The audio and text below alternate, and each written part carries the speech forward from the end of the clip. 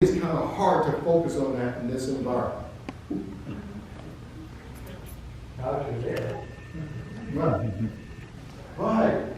When you go out to the parade ground, just Hurricane Matthew, this is what we had. I don't know if you can see this, but it was a flood zone. And these historic buildings were damaged significantly, and them still were damaged. There's a tree that fell. So what I decided to do was call Olmsted Center in Massachusetts, and I had a team of tree experts come down, and we just got the funding, and we're going to deal with the damaged trees, and we're going to take care of the ones that need help. So that help is on the way. Yeah, I think that's really important, because there's so many people that are concentrating on the buildings, but these are very important. They date back years, hundreds of years in some cases. Course number one, I've asked for a historic studies report to tell me how to treat the building. My goal is for visitors to go inside this building where Lincoln was and where the contraband decision was made. That's really important. For me, it's one of the most historic buildings at the fort. I now have a team. They are called the HASTE team, Historic Architecture Conservation and Engineering Corps, HASTE. They're out of Massachusetts. It's a team of 5 individuals that specialize. They do all kinds of things in regards to conservation. They're based at Fort Monroe. They work for me. And all they do is take care of these historical pieces. And they're taking care of this building right now. If you drive out there today, you'll see a sign out saying work in progress. That's good for us.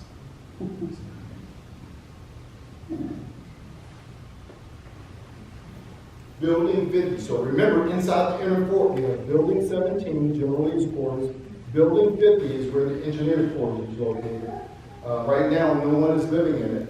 But when I first arrived, there was molding in there, the paint was buckling and all that kind of stuff. So we cleaned a lot of that stuff up. I'm getting ready to replace the HVAC system in the ductwork.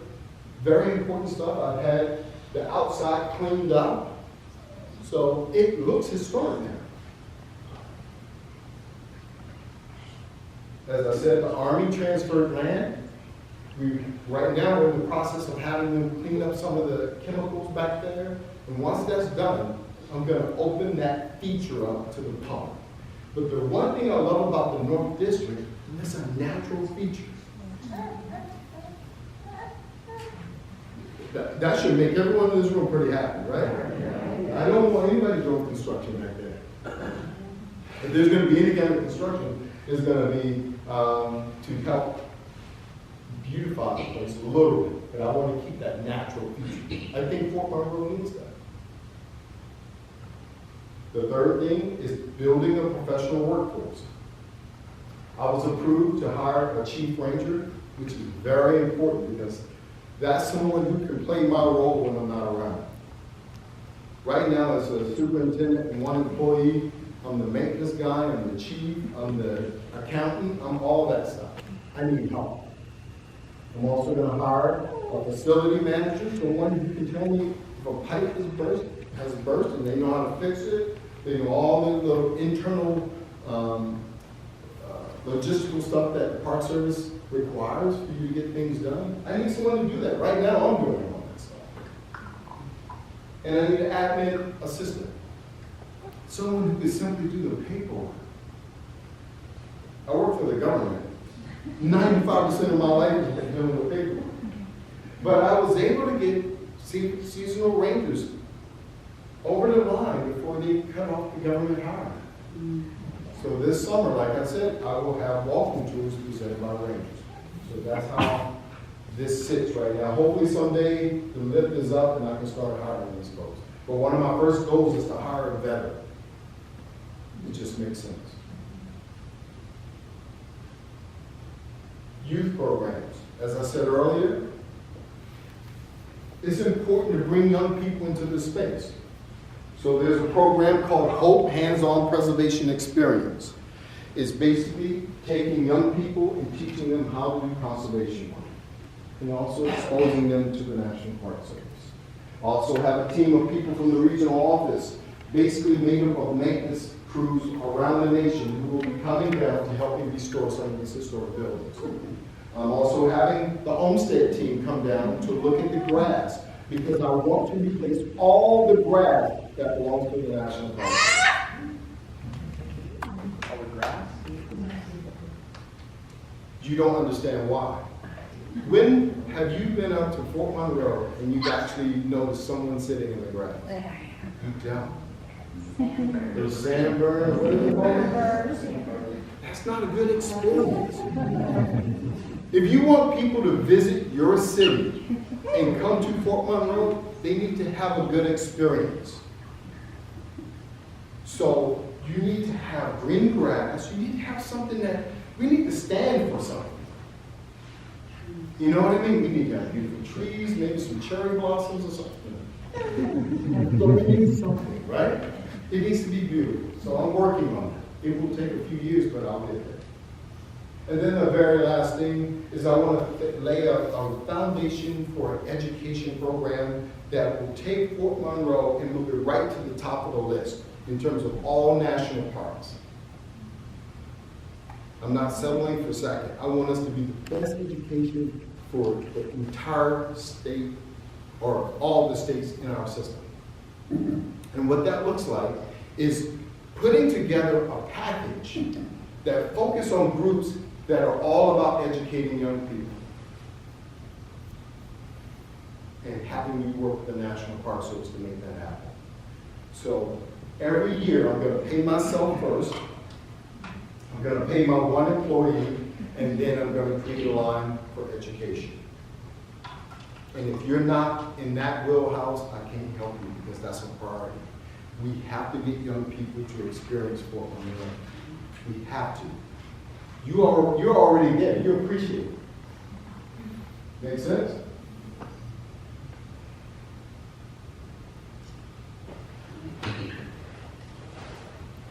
The only thing I want to leave you with is, how do you inspire others to be good stewards? Set the example. Exactly. Thank you.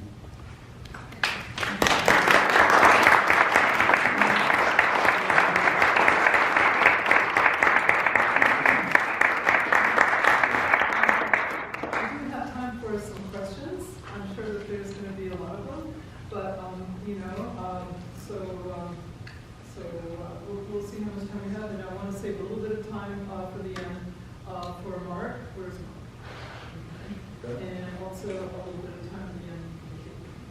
Okay. Yes, sir. Cornelius. Thanks very much, and could you please say a little bit more about what exactly is happening this summer with respect to unifying the split national monument? How much land? Where's the land? What's happening, and who's going to have stewardship of it? Yes, so as I said before, there's a proposed minor boundary revision that's been submitted. It's now sitting in Congress for review. In a normal year, it would just fly by. But when there's a change of administration, you're at the mercy of when they get around to it. We're hoping, I just checked on it. They told me everything was still going in the right direction. We're on pace for it to transfer sometime in May or June. What's the hit? Oh, I'm sorry, do I need to go back?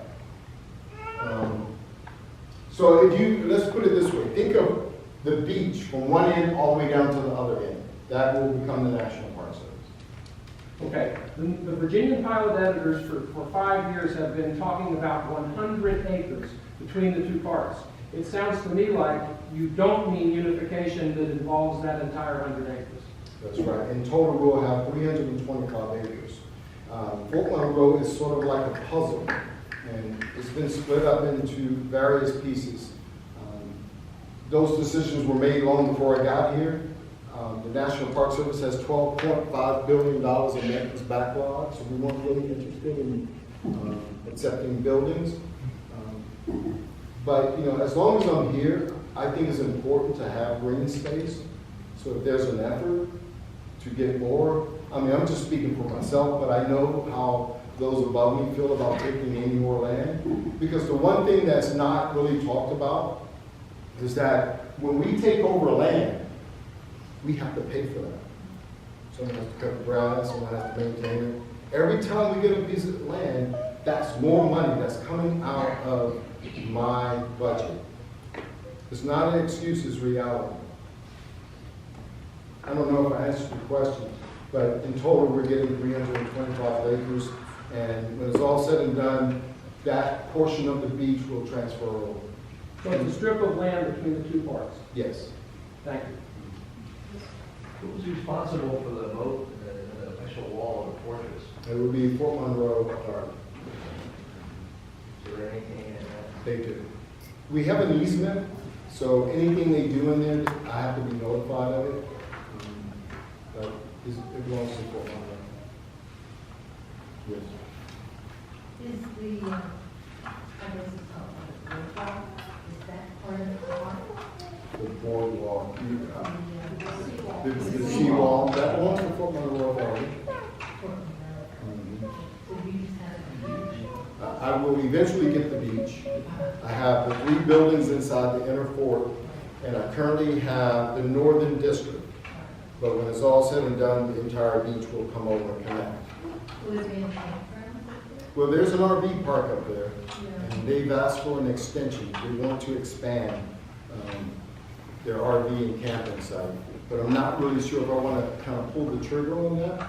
I'm being very patient about what I want to do at Fort Monroe. Keep in mind, and I went through this process with you so that you can share it with other folks. Remember the general management plan and all those documents? I cannot really make decisions until those things are in place. So whenever you hear that the National Park Service and Fort Monroe have decided on doing something, really I'm using my years of experience and guts to make decisions. Because every decision I make, every single one of them are critical.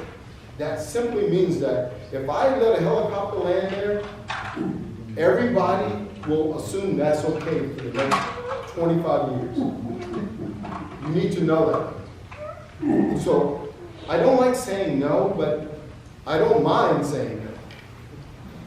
Because it's bigger than me. It's for my kids someday and their grandkids. Yes. Was the visitor center one of your inside 3 buildings, or is that on the outside? It's on the outside, it belongs to Fort Monroe Authority, and that's a great example of where the 2 entities are really trying to work together. Because really, when the public comes through the front gate, they don't know if something belongs to Fort Monroe or the National Park Service. It makes sense that we try to figure this out together. Are you going to be taking over the beach Yes. fences as well? All the engineering, the seawalls, the rock walls, the groins, the jays? It belongs to the National Park Service. Will there be any plan to restore any of it to a more natural state? It's not in my notes right now, to be honest with you. I recognize that's, I would imagine there's a lot of folks in my arena that don't like it the way it is. They would like to see it in a more natural way. But my plate is so full. I mean, I walked into a situation where the historic buildings are falling down. And I have one employee, and the phone rings all the time, and it takes 5 minutes to download a document because we have antiquated cables inside these buildings. I can go on and on. But your point is well taken, and it is something that I think at some point I will address with all those documents. Because my job now is to put all those documents in our system so that if I ever leave, the next superintendent can come in and really just keep the ball rolling. And keep in mind, when those documents are in place, it requires all of you to be at the table. Yes, sir. Yeah. Historical narrative, as you know, is important to me. And former Superintendent Talking Stalling put together an overview plan. I suppose you got a chance to look at it. I spoke with Aaron about it, Aaron Firth, and they mentioned Thomas Woodrow Wilson and the National Park Service, which is fine, but I don't want Teddy left out, Teddy Roosevelt, and the first national monument, if you will. So if you get a chance to look at that, Well, would he you put him Well, he in there? established the Integrity Act in 1906. Right, I'm gonna say, but he's not in that one, that overview that was put together. I'm not attacking it, I'm just saying, if you can modify that, put it in there, and, but Teddy Roosevelt's mentioned nowhere in there, and we jump to Thomas Woodrow Wilson. Honestly, not a favorite of mine, like Teddy did, but no, just in all seriousness, though, you get the progression, and you have I mean, it's not about patting someone on the back, it's about informing individuals of who was involved, otherwise, they're not visible, they're written out. Understood, thank you. I'm gonna break it for just a second. Oh, sure. And please give Terry a big hand.